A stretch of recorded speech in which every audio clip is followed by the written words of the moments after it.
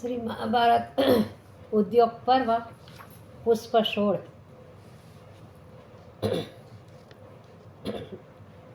दुशासन को पाप की ओर जाने की स्वतंत्रता दे दी है। उसका अशुभ फल कुछ ही मिनटों में आपको भोगना पड़ेगा। कुछ ही क्षणों में धर्म की रक्षा करने वाले भगवान का सुदर्शन चक्र तुम्हारे पुत्र पौत्रों को यमलोक पहुंचा देगा। इस भयावह समाचार को सुनकर धृतराष्ट्र बोला कि हे संजय। संजय ने ऐसा भयानक समाचार सुनाया और धृतराष्ट्र बोला कि हे संजय, मुझे अतिशीघ्र राज्यसभा में ले चलो। संजय अंधे को लेकर आया। उसने आकर अपने पुत्रों को धिक्कारते हुए कहा कि अरे मूर्खों, इस कुल की वधू की अप्रतिष्ठा करने से, उस घोर नरक से तुम्हें विश्व की कोई भी शक्ति नाश से नहीं बचा सकेगी। धृतराष्ट्र की गंभीर गर्जना के सामने दुर्योधन के सहित सभी सभासदों ने अपना मुंह नीचा कर लिया। इसके बाद उन्होंने मुझसे कहा कि हे पुत्री, तेरा इन दुष्टों ने घोर अपमान किया है। वास्तव में यह अपराध अक्षम्य है, परंतु बेटी, मेरे बुढ़ापे की ओर ध्यान करके तुझे शांत हो जाना चाहिए। मेरी यह प्रबल इच्छा है कि तू मुझसे इच्छित वरदान मांग। बहुत कुछ प्रीति युक्त आग्रह करने पर मैंने कहा कि हे पिताजी, यदि आप मुझे कुछ देना चाहते हो तो मैं आपसे यही मांगती हूँ कि मेरे पतियों को दास भाव से मुक्त कर दिया जाए। इस वरदान के देने के बाद अंधे ने कहा कि प्रिय पुत्री, तू मुझे प्राण से भी अधिक प्रिय है। इन मेरे पुत्रों ने तेरा जो अनिष्ट अपमान करके क्रूर कर्म किया है, वह मेरे हृदय को विदीर्ण किए दिए जा रहा है। उसमें एक भी शब्द असत्य नहीं कह रहा हूँ कि धर्मराज और दुर्योधन मेरे दो नेत्रों हैं। मैंने कभी भी बेटी तुम्हारा स्वप्न में भी अनिष्ट नहीं चाहा है। इस दुर्योधन ने इस कुकर्म से तेरा काला मुंह कर दिया है। द्रौपदी, तुम कुछ भी मांगो। द्रौपदी ने कहा कि हे भगवान, मैंने उस वृद्ध की प्रतिष्ठा रखते हुए कहा कि आप दूसरा वरदान यह दीजिए कि मेरे पतियों के अस्त्र शस्त्र वापिस मिल जाए। अंध ने तुरंत ही शस्त्र वापिस दिला दिए। इतना हो जाने के बाद भी अंध को संतोष नहीं मिला। वह फिर मुझसे वरदान मांगने के लिए कहने लगा।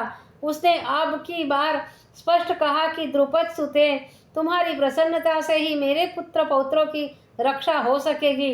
यदि तुमने अपने अंतर हृदय में किंचित मात्र भी ग्लानि रखी तो वही कौरव वंश को नाश करने वाली आग बन जाएगी। इसलिए अब की बार पूर्ण प्रसन्नता से और इन अपमान की ग्लानि को कतई हृदय से निकालकर हम लोगों की प्राण रक्षा के लिए तीसरा तू ठोस वरदान मांग ले।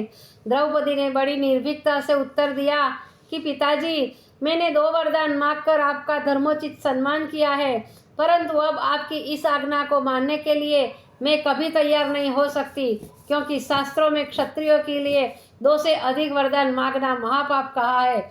इसीलिए आप मुझे तीसरा वरदान मांगने के लिए बाध्य न करें। द्रौपदी के इस स्तर के सामने धृतराष्ट्र कभी भी न कह सका, कुछ भी न कह सका। पांडव अपने अपने शस्त्र लेकर इस सभा भवन से चल दिए। मार्ग में शकुनी का भाई सौबल मिला। उसने बड़े प्रेम से अभिवादन किया और हम सभी को अपनी सभा में ले गया। वहां उसने पुनः धर्मराज को जुआ खेलने के लिए कहा। द्रौपदी ने कहा कि हे कृष्ण, सहदेव के बहुत विरोध करने पर भी धर्मराज जुआ खेलने को तैयार हो गए। शर्त यह रखी गई कि जो भी दाव में हार जाएगा उसे 12 वर्ष तक वन में रहना पड़ेगा और 13वें वर्ष अज्ञातवास में कहीं पता लग गया तो फिर 12 वर्ष तक वन में रहना होगा।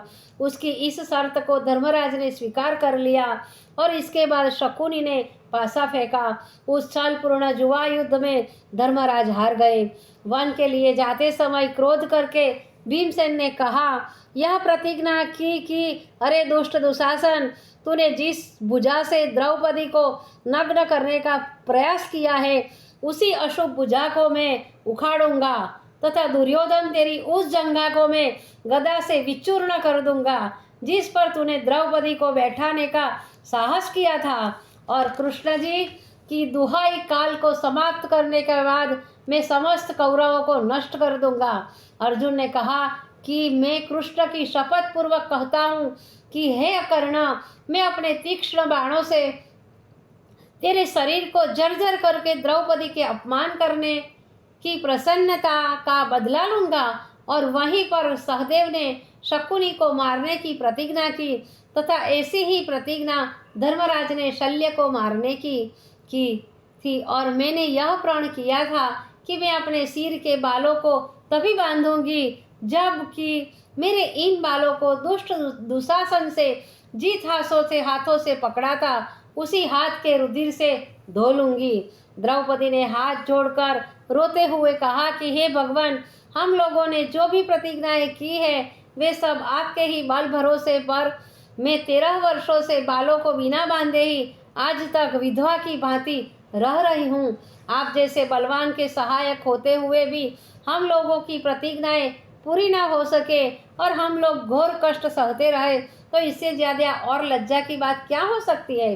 वैशंपायन जी ने कहा कि हे जन्मेजय, द्रौपदी की उस दुखपूर्ण गाथा को सुनकर भगवान श्री कृष्ण ने कहा कि हे द्रुपद सुते, तुम्हारी सभी प्रतिज्ञाएं पूरी होंगी। अब तुम्हें किसी प्रकार की चिंता न करनी चाहिए। तुम्हारा कष्ट का समय अब बीत चुका है। यह सुनकर जन्मेजय ने हाथ जोड़कर कहा, हे गुरुदेव, आपने बड़ी रोचक कथा सुनाई। अब आपसे प्रार्थना है कि इसके बाद पांडवों ने क्या किया उसे आप विस्तार पूर्वक सुनाइए। यह सुनकर वैशंपायन जी ने कहा कि दूसरे दिन ही धर्मराज ने एक महती सभा का आयोजन किया जिसमें सभी राजा महाराजा सामंतगण आमंत्रित किए। जब सभा मंडल खचाखच भर गया और युधिष्ठिर भी अपने प्रधान सिंहासन पर आसीन हो गए तब श्री कृष्ण जी आए।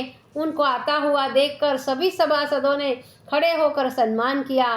द्रुपद, विराट आदि के चरण स्पर्श किए तथा धर्मराज ने प्रणाम करने के बाद उन्हें अपने सिंहासन पर बैठाकर सम्मान किया।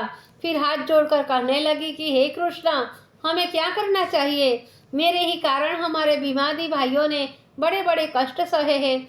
जब मुझे उनकी याद आ जाती है तब मुझे मरणात्मक कष्ट होने लगता है। जन्मेजय से वैशंपायन जी ने कहा कि जब युधिष्ठिर को दुखी देखा तब श्री कृष्ण ने कहा कि हे धर्मराज, तुम्हें इसका दुख नहीं होना चाहिए। इसके लिए मैं तुम्हें एक प्राचीन कथा सुनाता हूँ जो हम कल देखेंगे।